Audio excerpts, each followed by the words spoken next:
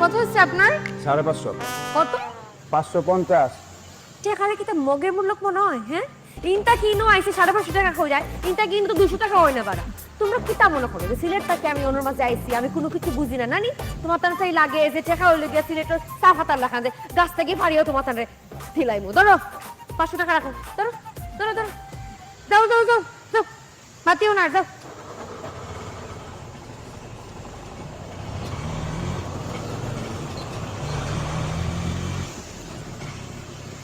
Help লাগবে? না লাগবে না। আপনি মোশারফ আঙ্কেলের ভাতিজি, তাই ভাবলাম হেল্প করি, না লাগলে নাই। আচ্ছা না না সরি, মানে আমার আসলে মেজাজটা একটু খারাপ তো, আর আমি ফার্স্টে দেখে ভাবলাম আপনি হয়তো সুন্দরী মেয়ে দেখে ফ্লার্টিং করছেন। Please help me.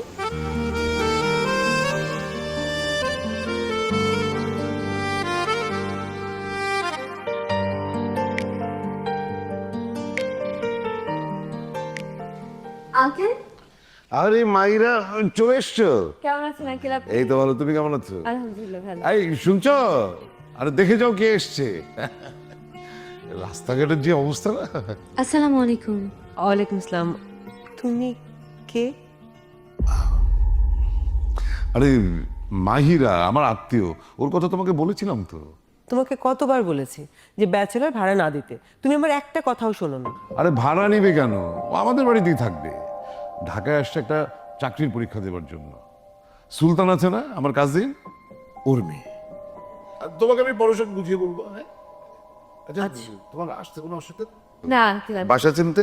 না, ম্যাপ দেখে চলে এসেছি আমি। তুমি সুলতান ভাইয়ের মেয়ে, সিলেটে থাকো? জি। দেখেছো, আমি একদম ভুলে গিয়েছিলাম, মানে মনে পড়ছিল না। আসো আসো আসো, তুমি আমার সাথে ভেতরে আসো। কেমন আছো? বাড়ির সবাই কেমন আছে? ভালো। চলো।